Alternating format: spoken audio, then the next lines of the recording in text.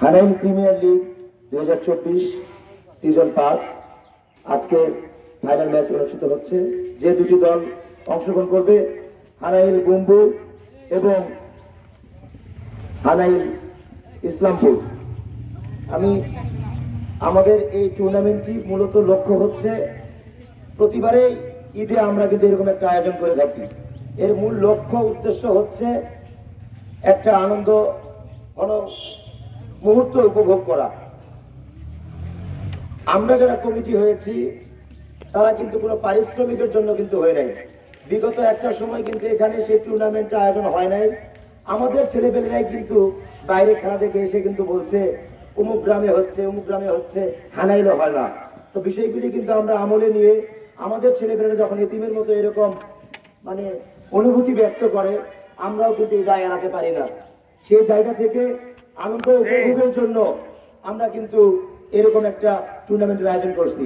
সেটা কিন্তু একটা আনন্দের জন্য।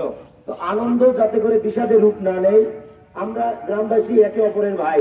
এর বাইরে কিছু সোহাগ বলে, এর বাইরে কিছু সকাল হলে কিন্তু আমাদের মুখ দেখা দেখি, একই সাথে আমরা খেলাধুলা করি।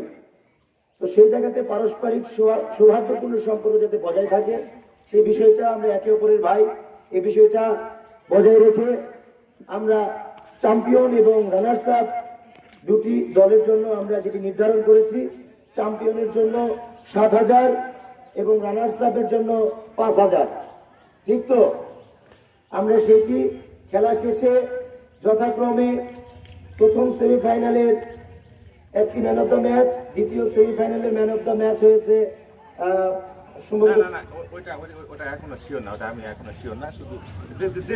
আচ্ছা, প্রথম সেমিফাইনালের একজন ম্যান অফ দ্য ম্যাচ এবং দ্বিতীয় সেমিফাইনালের একজন ম্যান অফ দ্য ম্যাচ এবং ফাইনাল খেলা যে অনুষ্ঠিত হবে সেই খেলার একজন ম্যান অফ দ্য ম্যাচ।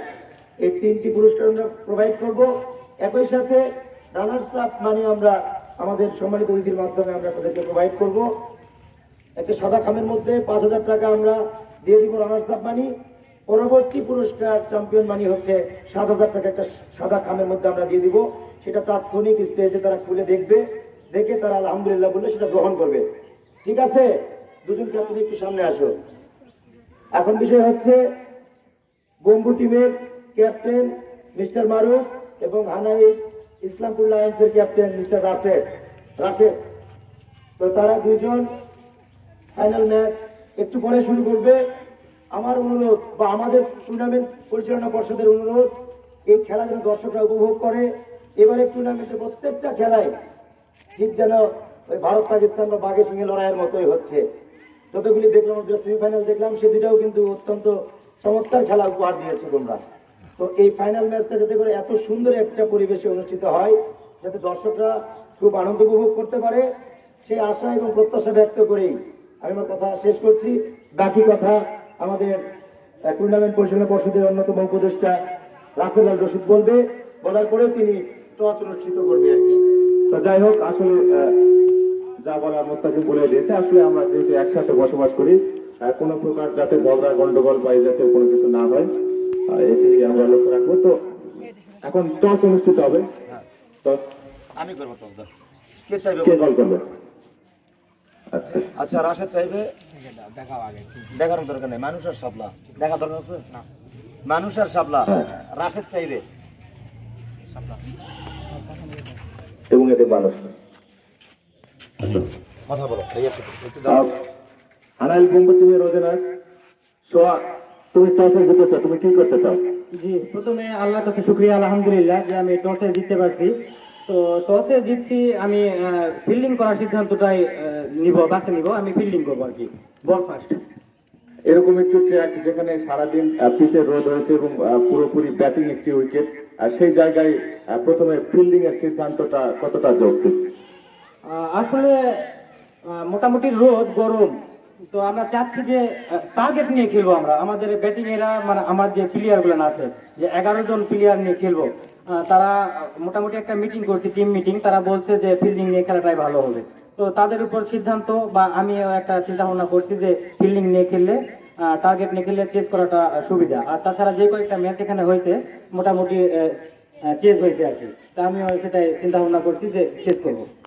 আমরা ইতিপূর্বে 3টি ম্যাচ, যে ইসলামপুরের 3টি ম্যাচ আমরা দেখেছি, তারা দুর্দান্ত ব্যাটিং করেছে এবং সেমিফাইনাল ম্যাচে তারা একটি রেকর্ড করেছে এবং টুর্নামেন্টের সর্বোচ্চ রানের একটা রেকর্ড করেছে এবং সেই অবস্থায় তারা প্রথমে ব্যাট করার সুযোগ পেয়েছে। তো প্রতিপক্ষ দলকে তুমি কত রানের মধ্যে বেঁধে ফেলতে চাও? আসলে যেহেতু আমরা ফিল্ডিং, ওদের টিম অনেক ভালো, 11 জন খেলোয়াড়, ওরা মোটামুটি সবাই ভালো খেলতেছে। বিশেষ করে মান্না, সৌরভ, রাশেদ এরা অনেক ভালো ব্যাট করতেছে। মান্না বোলিং আছে, তো তারাও আমাদের প্রতিপক্ষতা অনেক হার্ড।